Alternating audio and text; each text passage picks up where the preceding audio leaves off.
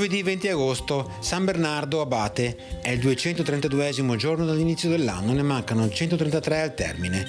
Il sole sorge alle 6:17 e tramonta alle 20:10, la luna si leva alle 15:02 e tramonta alle 23:35.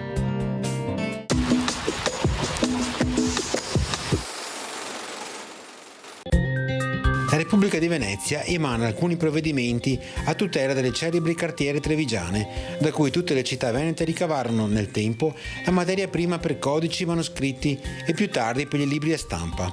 La fama goduta da Treviso in questo campo era tale che Pace da Fabriano, inventore della carta di lino, stabilirà la sua dimora sulle rive del Sile.